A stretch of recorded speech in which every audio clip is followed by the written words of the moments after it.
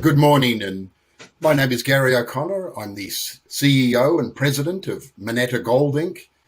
We're a gold exploration company based in Toronto. Our focus is the Timmins area. We have a major project, the Tower Gold Project in the Timmins Gold Camp. I'm a geologist. I'm a veteran of the industry, 38 years of international experience, working on many large development projects around the world. And we've just released our PEA study on the Tower Gold Project, had excellent results, and we're really happy to be able to, to present those to our stakeholders and all those interested. Gary, thanks for joining us. Appreciate that. First time we've met or spoken. And I think what we'll try and do here is, because you've kind of got some good news in the sense of this PEA numbers are quite attractive. Maybe give us the headline numbers there. And then what I might do is kind of sort of backfill it the story by trying to understand where you've come from and how you've got here, and then maybe we'll move on to what you're doing next. So when you give us those headline PEA numbers, and I'll go from there. Yes, I know. Excellent. Thanks. The PEA showed a very robust, sound gold project. It has an NPV of 1.07 billion Canadian dollars, an IRR of 31.7%. And this is all done at a US gold price of $1,600. The project shows 261,000 ounces production for the first 11 years. It's a combination of both open pit and underground operations. The average grade for those first 11 years is 1.3 grams per ton. Fast payback. We do a 2.6 year payback, and it has an annual cash flow of over $100 million. And just under 2 billion life of mine cash flow. And yet only 119 million market cap. So I guess people are waiting to sort of see what the economics look like. So you pleased with the economics? Yes, we are. It's very robust. It's something we can manage. The initial capital is only 517 million Canadian. We schedule the project such that many of the large capital items come in over the course of the project. They're not up front. It's something we can fund, something we can raise the money for. We have the ability to do that, and it has a size which is going to be very attractive to investors. It's very attractive by investors. I think you mean strategic investors or industry partners. So plus 250,000 ounces a year is very attractive indeed. But are you mine builders? Are you operators yourselves, or are you setting this up for someone to kind of walk in and take over using their balance sheet? Well, we've actually put a team together that can deliver this project. Jerry Rogers is a veteran. He's of my era. He's built and operated mines. He's all around the world. He's our VP projects. Jason Dankowski has just joined us. Vince Deschamps as the Director of Sustainability, and Jason McIntosh is our CFO. So we actually have a team together. We feel we can put this into production. We can build it, and we can develop it and then operate it. Of course, we will need more, some more key appointees as we move forward, but we have the foundation, and it's a very good foundation. Right. I know you're stepping up to build it, but there's this kind of competitive tension game that's played where you've got to look like you're going to be able to attract someone to come in and take you out. So is it a realistic assumption that you will get into production? That's what you would advise your shareholders to let you do? Yes, we would. We feel we can do it, but look, we're a public company. We're subject to the market, and it is possible that someone could take us out. There's been a significant amount of M&A activities in our area. Everything from Newmont acquired Gold Corp. Recently, Agnico Eagle acquired Kirkland Lake Gold. Kirkland Lake Gold had previously acquired St. Andrews. There's been, a lot of M&A activity. So there's every likelihood that may happen. But the way we have to approach anything is to move ahead like we can do it ourselves, and we feel we can. And subsequently, that's why we put together a project that we can fund, we can build, and we can develop. So and it's of a size that is going to be of interest to many investors. Well, absolutely. So here's the thing with the current economic climate as it is, we've seen companies after company put out economic studies where the capex numbers are being blown out of the water because inflation is driving that. Access to good stuff, being able to hire people, quite frankly, is driving that. Lots of reasons it's going up, and people are resistant to put out economic studies. So I guess two questions. It's a two-parter, Gary.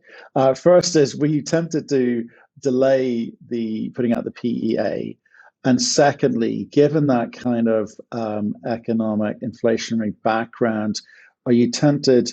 Would you not be more tempted to make it someone else's problem, as it were, and just work your way through the phases and let someone else's balance sheet take that hit? Look, our role here in this company is to add value to the shareholders and stakeholders.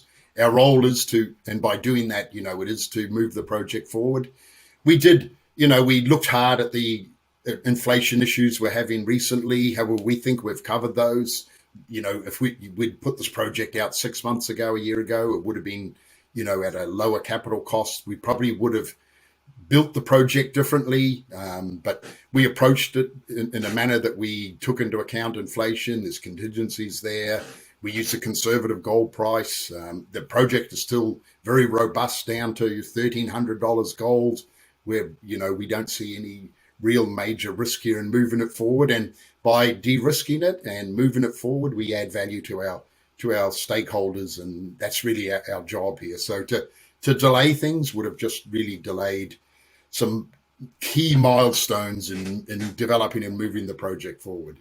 We are a public company. We're listed on the main board of the TSX, so we are subject to the whims of the market. So it is possible that someone does acquire us. Look, there's been a lot of M&A activity in the camp, everything from Newmont acquiring Goldcorp to Kirkland Lake being acquired by Agnico Eagle, who previously, Kirkland Lake had acquired Detour, and prior to that, St. Andrews Goldfields. So this is an area, it's a great location. It's in a great jurisdiction. So it's a sought after, area to have a major project.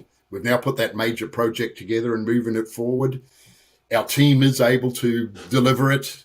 We have the basis there, we have the skill set, and we will add to that team. But we're prepared to put this project into production. We can now fund it. We've developed a project here that we can fund ourselves, so we do not need to be taken out or acquired. However that may happen, we can't make any promises there. Right. Okay. But just on the specific component about, do you think the PEA gives enough confidence, given the economic backdrop, that the numbers won't start, the numbers won't start being affected, in the sense that we've seen, in the market, lots of very marginal projects just, really struggle in that background? Do you feel that where you're at with I know these are PEA plus or minus 30%, it's a tough one until probably you get through the next study phase, but do you feel confident enough about what you're seeing with the ore body in terms of your ability to extract the value from it? Yes, we used a large engineering firm who has an up-to-date database. They are currently building a number of projects, not only in Canada, but around the world. So they have a very good feel of where the costs are. We went away from using a smaller boutique engineering firm. We use an actual engineering firm that does EPCM contract work.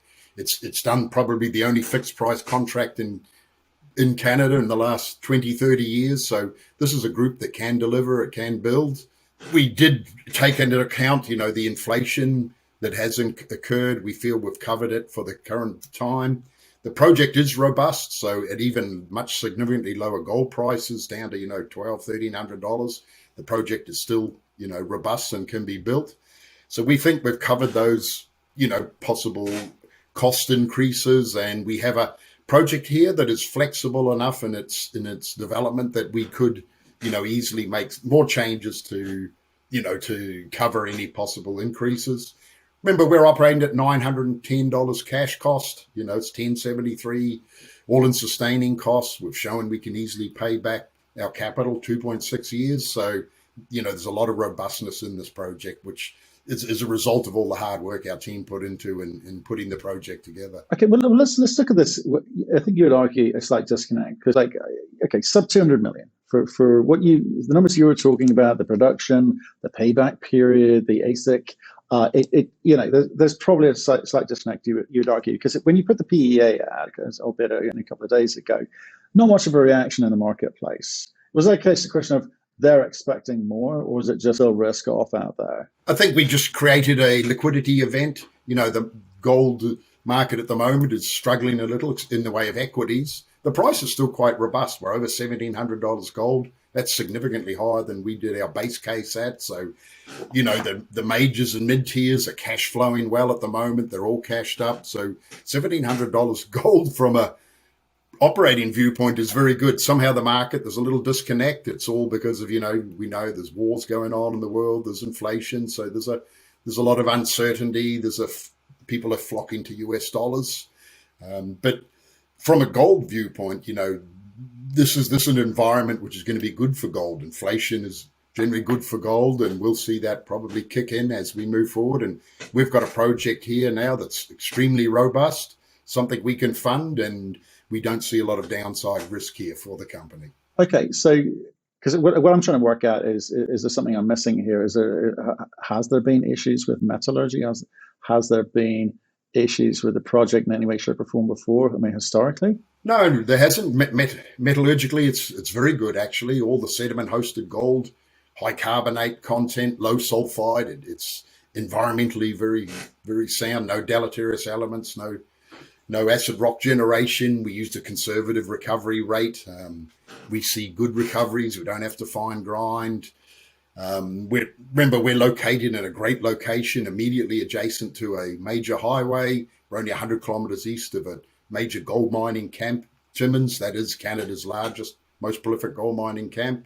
So we have location, jurisdiction, and I think it's just part of the overall market that there's upside here for the potential investors to gain by investing in us. And we see this as a good opportunity to get the story out. Is there kind of catch-22 going on here, Gary? Because people are looking at your capex and going, well, actually, in relation to your market cap, that's pretty punchy. So they're not investing. Whereas if we can drive your share price up, that ratio gets smaller in a way. It seems. Yeah. You're in a tricky position. But what do you do about that? How do people? What do you think people need? I'm talking about retail or family offices, not industry. Okay. Not some mid-tiers or majors looking at this, looking to get their reserve numbers up. But what should retail and family offices be looking at when they look at your project and thinking? I think they just look at the basic underlying valuation, where we've got nearly a $1.1 billion project here.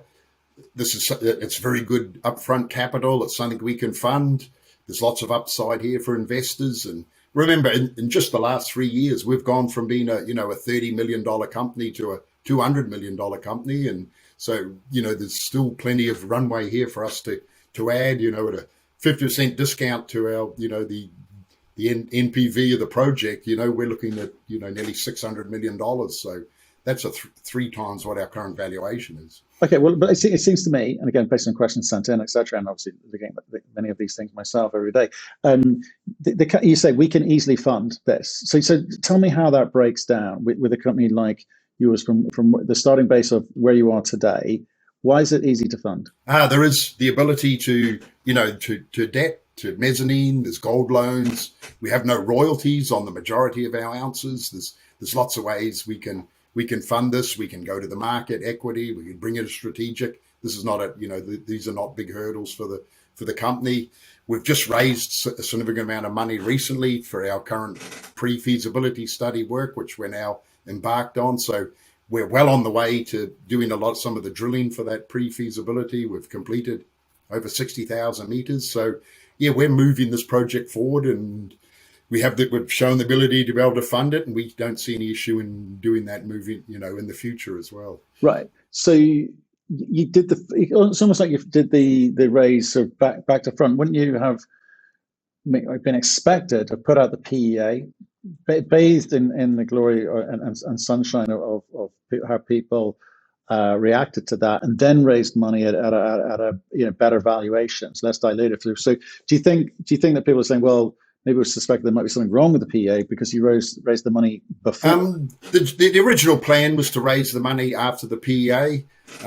As you've seen in the market, there's been a number of PEAs and PFSs put out this week, and you've seen mixed reactions to those. Sometimes the market, doesn't always react well to them. We put a large resource update out earlier in the year in May, generally the market reacts well to the resource update. We put that out. We had a good reaction. So when there was a bought deal funding presented to us, it was at very good, attractive terms. It was on a charity flow-through basis, which gave a big premium. We took the money then because there's no guarantee when we put the PEA out that the share price would go up. And yesterday we came off slightly. There's a bit of a liquidity event. People sold into it, but we've now shown that, a significant upside valuation for the company. So we think that'll be corrected. So, in this industry, when there is a good deal brought to you, it usually makes sense to take it. So we did, and it enabled us to continue drilling, to do our PFS drilling. This is all about de-risking. It's about upgrading the category of the resources. It's about moving into the pre-feasibility study, which we're now doing, and we'll continue to do that. We've got a lot more work to do. There's hydrological studies to do. There's geotechnical work, more metallurgical test work. There's a lot of technical studies. We've also got, of course, the environmental impact baseline work going on, the community engagement. So we wanted to keep all of that going, and we had some very good investors wanting to invest, large US precious metals funds who currently, who previously were not shareholders. They invested and they saw the upside here, and we now want to get that message out to the to the retail audience and to the market, so that they can also see the upside that these large precious metal funds also saw. Right, and if I look at some of the conversations I've been having the past couple of weeks, and I think one that springs to mind is the Asino, one of the Ross Beatty's investments, where they put out a PFS, market went, so what? And they made the decision, say, well, if that kind of news is not going to get the market going at the moment, we're kind of downing tools. We're going to stop drilling. We're going to move to desktop studies, and that's it until the market actually starts behaving the way we can predict. You, on the other hand, have raised a bunch of money, so I guess, and flow through it. So there's an expectation that you're going to have to get on with it. Is that the case? That's correct. We've continued to drill. We've continued to do the resource infill drilling. This is all part of the pre-feasibility, converting the inferred to measured and indicated. So we're continuing to do that. We're continuing the baseline. We'll continue some of these key studies as part of the pre-feasibility study. Look, the market, the gold price is good. The environment for gold is good. Yes, the market's a little fickle at the moment, but it can change, and it can change quickly, and we will be ready for that. We'll be in a good position to benefit from that. We've shown the great valuation we have here, high NPV, a good IRR, fast payback, good operating costs, all-in sustaining costs. So we see ourselves as being poised to benefit when the market does turn. So I don't think we're in a position really to want to wait and down tools. There's value to be added here for our shareholders and stakeholders, and we've got the team in place to do that now. So we're going to push ahead. Well, given the size of the resource and that you put out previously, in terms of all categories, it's big. It's big enough. So for you, the best bang for your buck, the most efficient way to spend your money is on the infill drilling. At this stage, yes. To complete a pre-feasibility, we cannot use inferred. We have to use measured and indicated, and we actually have significant amount of upside in our current, it's our PEA mineable resource. We have areas within the pits that have not been drilled out. They're currently deemed to be waste, so we are drilling those out. There's areas in the pits that have high grades that are open in certain directions. We're drilling the extensions of those, again, to get the grade up. We're going to target the underground. Remember, in this PEA study, we only have the 10 years of full production underground. We're looking to extend that because the underground provides us high-grade ounces, and we're able to mine those. Bulk tonnage underground means long-hole open stoping, so that provides good cheap ounces at a low production cost, and it brings up the average grade. Our per unit cost benefits significantly. So we're going to target all of these areas in regards to adding more value as part of our PFS, and that will actually add more value to our current baseline, PEA that was put out. So there's significant upside here to add value. I should also mention, by expanding the production from underground, we will add significantly to the current project valuation. The more high grade we put through, so that's going to be a key item we're going to focus on. Remember, we only have production out of Westaway and Southwest at this stage. We do have underground resources from other projects, other deposits. Sorry, notably, the Garcon area at Garrison. We also have the ability to look at doing an expansion. We could look at expanding once we've paid off capital. We could make the project larger, but at this stage, we're going to be looking at a number of other key areas of reducing capital. There's the site optimization that can be done. There's the issue of using dry stack tails rather than building a tailings management facility up front. So there's a number of other ways we can add, reduce capital and add value to the project. Right, and just in terms of, I've forgotten about the O3 connection here. Do they have a board seat or not? Yes, they do. They have 2 board seats. So O3 does own a 24% of the company. They've been very supportive and they've been very good shareholders, and they're looking, to the long term, development of the project. For them, it's key. We've added a lot of ounces to their portfolio, and we've added significant value to them as well. So they've been very happy. Right, they're very happy in the sense that they're not. You would not consider them for 1 second as an overhang to this. And should people view them as a potential overhang, or, as you say, supportive shareholder? Yeah, they should look at them as supportive shareholders. Look, Jose said a number of times that they're in the business of adding precious metal ounces, gold ounces for their shareholders just by having that strategic investment in us. They've done that, in loads and spades. They've really added a lot of ounces to their shareholders and value. So we'll continue to do that for them, and they've been very happy the way it's been going ahead. Right, and with regards to, again, your the rest of the institutional shareholders, of which there are many, 40% of your share register is institutional. Are you under any pressure from them to perform a certain way? Because again, people tend to sort of flip-flop around their preferred strategy when times get tough, or are they happy with the plan that you've got and the strategy that you've got to deliver that plan? Yes, we feel they're very happy with the strategy we've got. Remember, we've got most of North America's largest, precious metals gold funds are our shareholders in us. They look long term. These are people that are not looking to do day trades. They're looking long term. They're looking at the big picture. They see a major gold project here in North America in an excellent jurisdiction, key location. It's a great location. We're right beside the highway in a well-developed mining camp, very skilled workforce, all within driving distance, operating mines all around us. So they see this as being a project that's going to be well sought after and be well backed. So they can see how we've managed to grow it, how we've increased our value. As I mentioned, we've gone from a 30 million market cap to 200 million market cap, and just in 2-3 short years. And they see that we have had the right strategy in moving forward. We've now put a PEA which has delivered on that strategy. It's something we can build and has significant value to our shareholders and significant upside.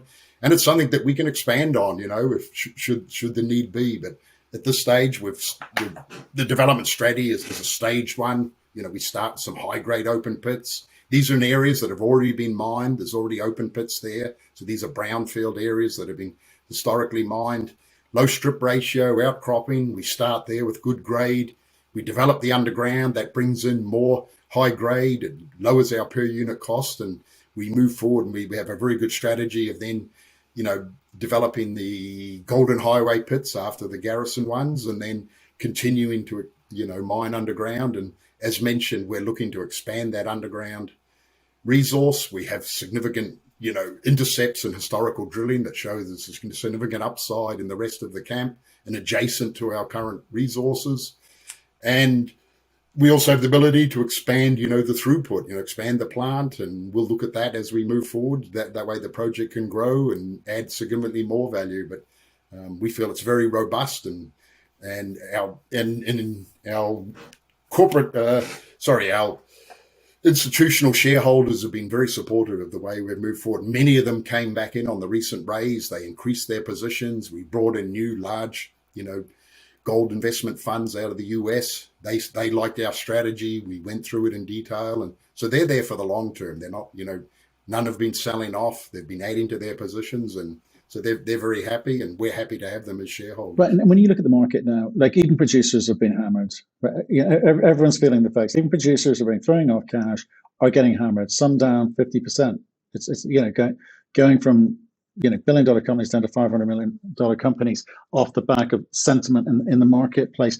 Does that again affect or drive your thinking about the speed to market? Big is better. I'm just trying to work out with the conversations at board how agile you are, or how aggressive you are, or what your intent is, and how you react to market conditions like these. Yes, you're right. The market is very fickle at the moment. People are looking for opportunities to move into cash, to sell any equities. So even good performing companies, if there's something that provides a liquidity event, and we think that happened, when we put the PEA out, there was good selling into that. People are looking for rush to cash, but the market is very fickle. It can come back very quickly. Gold is still at a good price. The conditions are a good price, However, we do keep an eye on it. Look, we could have put together a project 3 times the size. So, you'd be looking at something, $2 billion capex up front. We could have had everything front ended. So we could have been at $2-3 billion, starting everything from day one and having big initial capital. But we didn't think the market is there for that. The development costs of that are significantly more. So we put together a project that really optimized throughput. It optimized the reduction in capital, and it staged the capital and development such that we can fund it, and we don't need big capital requirements up front.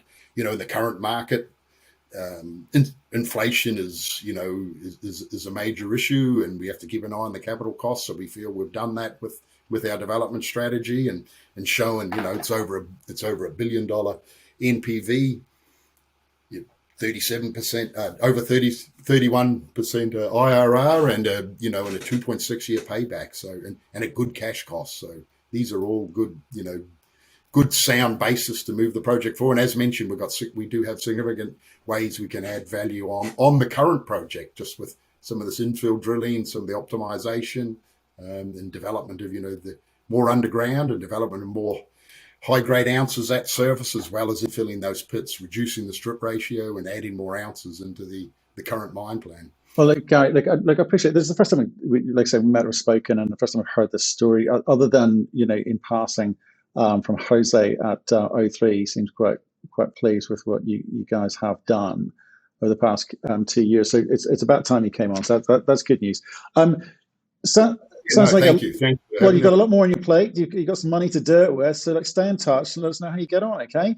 No, excellent. We'll see. That's my point before. So you hadn't heard of us. So this is something we have to address. We need to get that word out, and so obviously we're a hidden gem there for investors, and we'll get the word out to more investors and to the market, and we need to get that buy-in as we have in the past, and continue to add value to all our stakeholders. So yes, so thank you.